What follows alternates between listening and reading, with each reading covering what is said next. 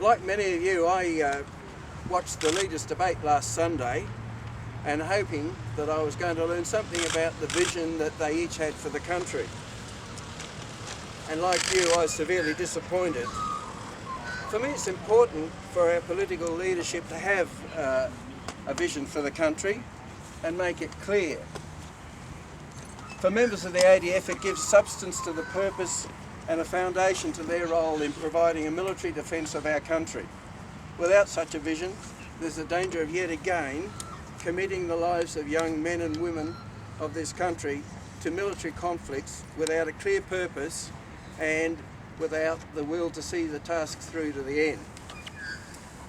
Service in our Defence Force is a unique vocation, and joining up, you sign away your basic freedoms. Your human rights under the UN Convention are assigned to the government. Then you can be ordered into conflicts, into war situations, without the right of refusal. Indeed, it's illegal and a criminal act to refuse to do so.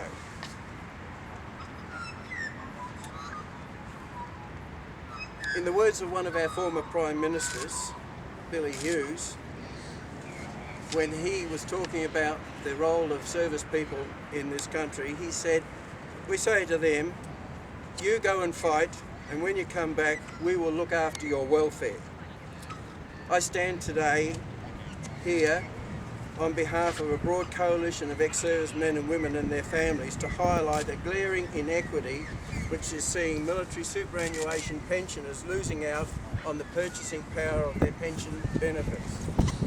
This drop in the cost of living for military pensioners is simply not fair and fails to recognise what successive governments since World War I have acknowledged, that is, the unique role of the Australian Defence Force in the nation.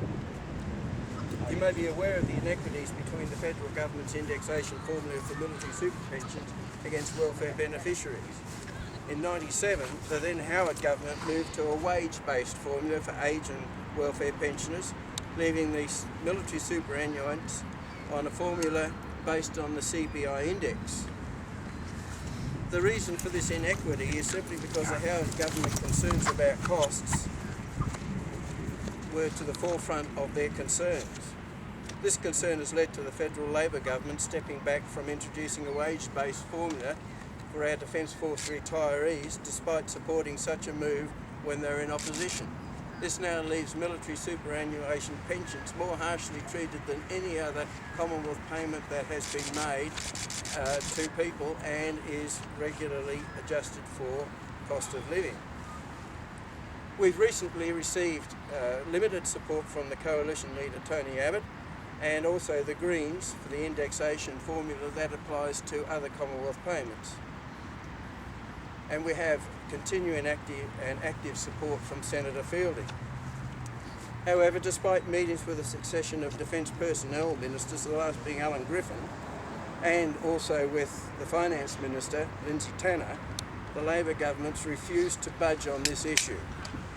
Well, there's nothing like an election to stir the hearts and minds, and we've decided to take this fight into the public arena. Hence our Fair Go campaign, which will see the Defence family targeting up to 49 marginal electorates to actively campaign in getting a better deal from the Coalition and a matching deal from the ALP. We've been heartened by Senator Fielding's Coalition and the Greens' commitment to fair treatment, and we are seeking similar support from Labor.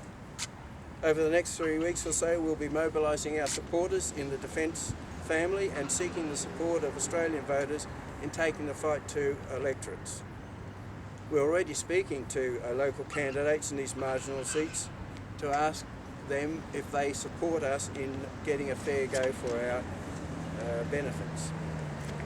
It's important that the voters understand the basis of our claim and what the views of their candidates are, so that they can then make an informed decision on this issue when they decide who they're going to vote for. The ADF is a unique entity in every way, and it should be treated as such when it comes to conditions of service.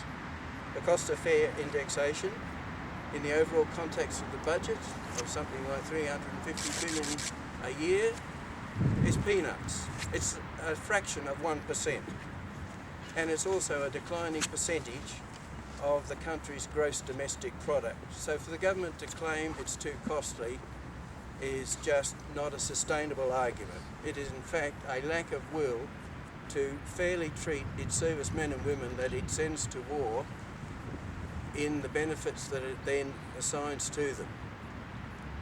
It's time for the government to come clean on the total costs of war. And one of those costs, of course, is the conditions of service that pertain to our military people once they've retired and when they come back from conflict zones. For too long we've had to fight for basic support and treatment, and we've now come to the stage where we have to get out into the public arena and let the public know what we have been campaigning for some time and what resistance we have found within the federal bureaucracy and within the Australian government itself. So we're calling on the Labor Party to come to the election party and honour previous commitments to do the right thing. In the run-up to the last election, they kept talking about fairness and equity and fair treatment and a fair go. Well, now that's what we're looking for. So our aim over the next 3 weeks is to get a fair go from all the major political parties in their campaigning for this next election. Thank you very much, and I'm happy to take any questions.